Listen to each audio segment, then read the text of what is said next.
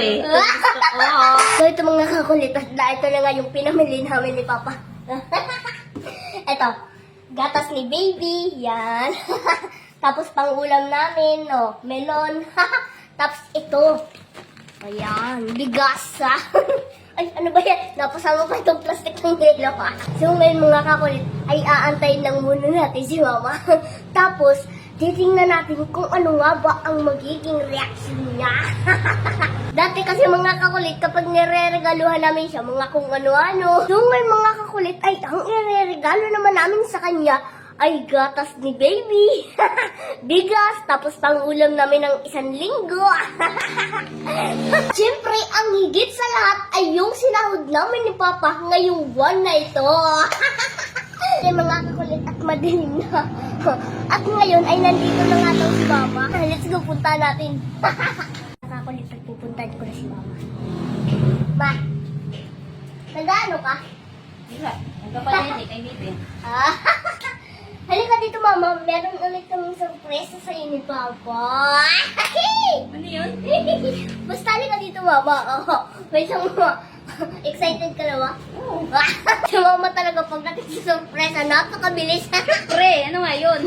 Ngayon, Mama, wait lang mo ako dyan. Makwa lang hambang ko. Ay, ganun pa? Mama, upo ka muna dyan. Nasaan ang surprise mo? Ngayon, Mama, ready ka na ba? Oh, ready? Ang bilis mo talaga, Mama. Pre? Sige, wait mo lang. So, ito mga kakulit una kong ibigay kay Mama. Mama, surprise!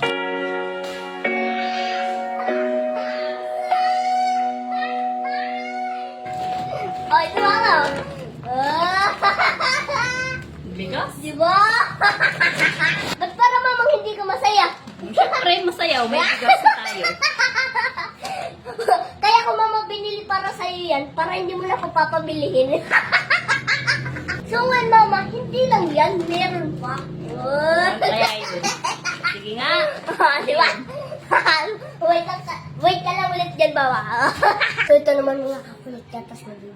Oh, ito na, Mama, surprise!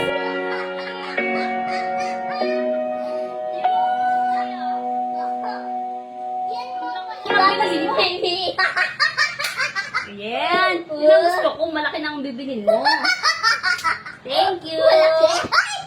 Ay, Mama, hindi para sa'yo. Yan ay para kay baby. Ano po kay baby? Kaya nga pang baby, oh. Yan ang gusto ko. Malaki ng bibilin mo para din ako bumili. Diba? So, hindi lang yan, Mama. Meron pa. Ano kaya yun? Sige nga. Ito naman mga kakulit. Susunod natin ibibigay kay Mama. Tara. Oh, Mama, surprise! Wow!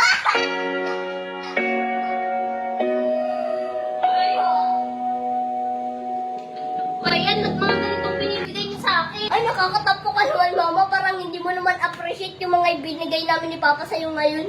Hindi naman. Nakala ko lang kung ano yung nire-regalo mo sa akin. Thank you. So ngayon, Mama, hindi lang yan. Meron pa. Oh. Ano kaya yun? Ang susunod niya, grocery na. Ay, ulan na. May bigas na. Siguro grocery yan.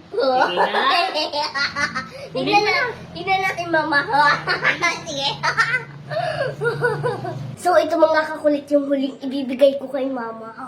Let's go! Oh, Mama, ready ka na ba? Ready. Pikit ka muna. Pikit pa talaga. Sige. Kasi nga, Mama, ito yung pinakamahalaga. Sige. Sige, Mama. Oh. Pikit ka, tapos iganto mo yung palad mo. Yan. Ano kaya yan? Ready ka na, Mama? Oh, ready. Oh, ito na. Sige, mulat ka na.